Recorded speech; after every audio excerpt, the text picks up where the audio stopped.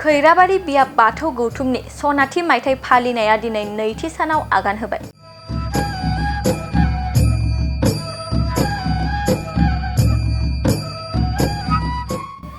बायदि बायदि मेहेरगोनां हाबाफारिनि गेजेरजों खैराबारि बियाब बाथौ गौथुमनि सनाथि मायथाइ फोरबो फालिनाया दिनै नैथि सानाव आगान होबाय।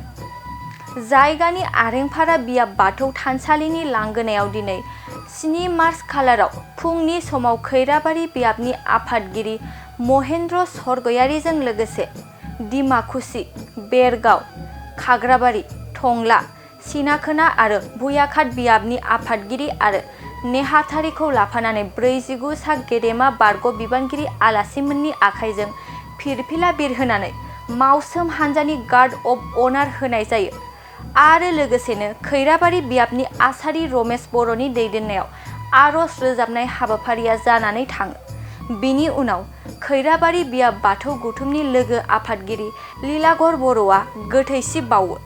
गोथैसि बावखांनायनि उनाव खैराबारि बियाब बाथौ गौथुमनि आसारि आनार बर'नि दैदेननायाव आरज गाबनाय जायो। बेजों लोगोसेनो आरज बादायलायनाय हाबाफारिबो लानायखौ नुनो मोननाय जायो। दिनैनि नैथि सानाव हाबाफारिनि फुंखा सुबुं महरै बाहागो लायो दुलाराय बाथौ गौथुमनि बारग' फोसावगिरि फसधर बसुमतारी बिथाङा। दुलाराय बाथौ महासभाया जोनोमनिफ्राय बैसोआ अन्तत 1992 सिम सोलिना दंमोन। नाथाय बै समाव नैबे दुलाराय बाथौ गौथुमखौ गायसननायनि दिनखालि बै दुलाराय बाथौ महासभानि बैसोखौनो लाजानो लुबैनायाव गोदानै गायसननाय गौथुमखौ गायसननाय गेदेमाफ्रा बे बैसोजों सरजाबासो गोदानै बाथौ बिमुंखौबो कमिटिनि बिमुंखौबो बाथौ दुलाराय बाथौ गौथुम हिसाबै बिमुंखौ गायसननायसै।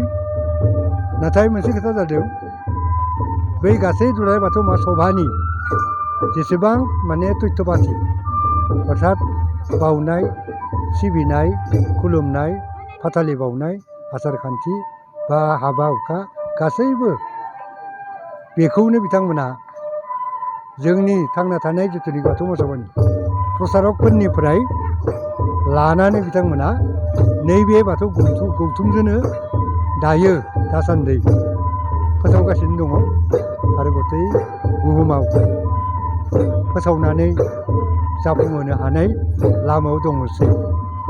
फारागा मात्र बेनोल'मोन, बै बैसोखौ लानायफ्रा एसे फाराग मोनो आरो। नाथाय दायो जों बै दुलाराय बाथौ महासभाबो आरो बाथौ गौथुमबो गोरोबनायनि गेजेरजों मोनसे जानानै जोङो सोलिनो हानाय जाबाय। 50 बोसोरनि सिगां बे जे धोरोमखौ बोलि हिसाबै सिबिदोंमोन, नाथाय बै समाव सिबिनाय धोरोमफोरा गामियारि हिसाबै गाव राजा, खेराइ फुजा, लोखि गार्जा, हामबाय गार्जा आरो बोथोरनि फुजा ओरै हिसाबैसो धोरोमखौ सिबिदोंमोन। नाथाय बै टाइमाव धोरोमनि फालिनायनि जिथु निति, बै नितिफोराबो दंखायो।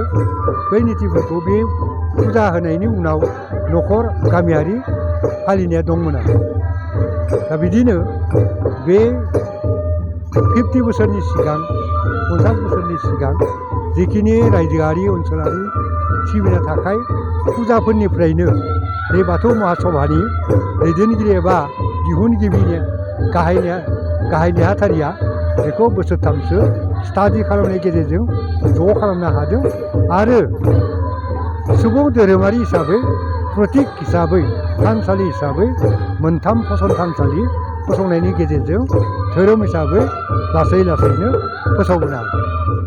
जों नुबाय दिनै जे बाथौनि जे बाथौ गोथार बाथौ थान्दै होननानै जाय बिजाबफोर मैखुन बिजाब साबाय, दा बेखौ खिन्थु माने गुबुन हारिफोराबो दिनै फरायसंनो लुबैयो, नाथाय दिनैसिम असमिया राव बा गुबुन रावफोरा दानस्लायनाय जायाखै। बेनि फारसे मार बिथोन होगोन? दा बेखौ जोंहा गौथुमा नै दाख्लि मोनसे कनफारेन्सआव एसे रायलायदों।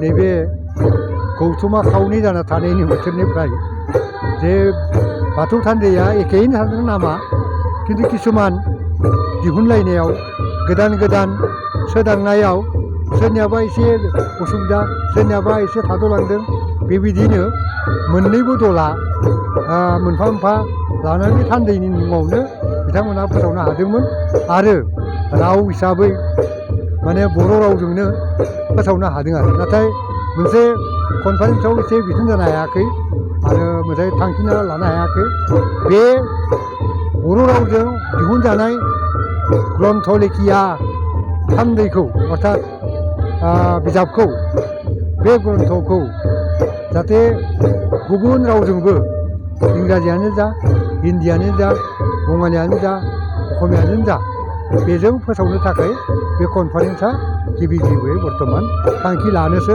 नागिरदों दा बेसे उनाव जायो बेखौ आं मिथिया आसार खान्थिनि राहा एबा नेमखान्थिजों बा फालिनायजों नेम माने खुलुमनायजों माने बे संसार न'खर सुबुं फोलेर गाव गोजोननो हाब्लानो बेखौ बाथौ धोरोमनि गेजेरजों बे नियम आसार खान्थिखौ फालिबाय जेला मोनदों होननानै बै फालिनाय जिथुनाखि थांखि बे थांखिया आत्मा गोजोन जासे जानो हादोंब्लानो बेखौ धोरोमनिफ्राय मोनदों होननानै सानना लानो हायो। आथिखालाव ओरैबायदि जानांसिगोन लाइमोनखौबो जोंहा गागि जिथुनाखि आफाद बे आफादफोरा समान समान पावार मोनसे होबाय लाइमोन माने लावखार गोदोयो हाबाफोराव गाव दोनमारिनो थाङोब्ला लावखार बिबान लाङो बे लावखार बिबान लांनायानो जाबाय निति आसारनि गेजेराव दाबो दं बैसागु दमांसि खुंब्ला एबा मागो दमांसि खुंब्ला काति दमांसि खुंब्ला जोंहा लावखार जमा जानायनि खोथा दङ लावखारफोरा बोसोरसालिया न'आव माबा मोनसे मागोनि बैसागोनि फालिब्ला बहाय लावखारफोरा बोर बान्सा हैनाय बोर बान्सा लानाय नियमा दाबो दं बैनि असिला लानानैनो नैबे जिथु गौथुम आरो दुलाराय बाथौ महासभा बिसोरो लाइमोनखौबो समान समानै दौरिफोर बायदिनो आशीर्बाद बोर बान्सा होनायाव बोर बान्सा लानायाव जोंनि हारिनि हारिमु हिसाबै थाथों होननानै लाफानाय जादों आरो दा बै लाइमोनफोरखौबो बिदिनो दौरिफोरखौ साबा जेरैहाय दादों बेबायदिनो लावखारफोरनि गेजेरावबो गासै माने ओनसोलनि थानसालिफोराव साबा लानायनि गेजेरजों जाहाथे बोरनि समाव फुजानि समाव फालिनाय समाव नियम बादिहाय बोर होनो हागौ बे पावारखौ जोंहा गागि जिथु आफाद बेयो माने पावार होदों अधिकार होदों ओंखायनो जों लाइमोनखौबो नैबे धोरोमनि आफादजों समानै लांफानांगौ जायो दाना जेरै माने सेंग्राया सेंग्राखौ लोगो हमनांगोन लाइमोना लाइमोनखौ लाबोनांगोन आरो बोराया बोरायखौ बुजायनांगोन आरो माइनावा माइनावखौ बुजायनांगौब्ला लाइमोनाबो लाइमोनखौ बुजायना लाबोनो थाखायनो गथ' गथायखौ जोङो सिबिनायजों लोगोसे दिन्थिना लाबोनो खारनावनो बेखौ सायख'ना लानाय जादों। क'क्राझार नोगोरनि आरएनबि लामाजों थांनाय बागानसालि वार्ड नाम्बार 8आव रायजो राजाफोरनि गोग्गो देहा लाखिनो थाखाय सानजोरां इन्टारप्राइजआ गोदानै जेनेसा वेलनेस प्राइभेट लिमिटेड बेखेवदों। बे सानजोरां इन्टारप्राइज आयुर्वेदिक गलायाव मानसिनाव जानाय गेदेर गेदेर बेरामनि मुलिफोरखौ मोननो हागोन। किडनिकआव अन्थाइ जानाय, आथिं आखाइ जरा जरा सानाय, लिभार गाज्रि जालांनाय, मोदोमनि माननाय आरो बेनि अनगायैबो बायदि बायदि गेदेर गेदेर बेरामफोरनि मुलिफोरखौ बे सानजोरां इन्टारप्राइजआव लांफैनो हागोन। सानजोरां इन्टारप्राइजआव गासै बेरामनि मुलिफोरखौ हलसेल राङावनो लांनो हागोन। सानजोरां इन्टारप्राइज बिगोमाया फोरमायबावनाय बायदिब्ला नैबे 9954157149 जानबुं नाम्बारनि गेजेरजों नोंथांनि गोनांथि जानाय मुलिफोरखौ सुलाद लानो हागोन।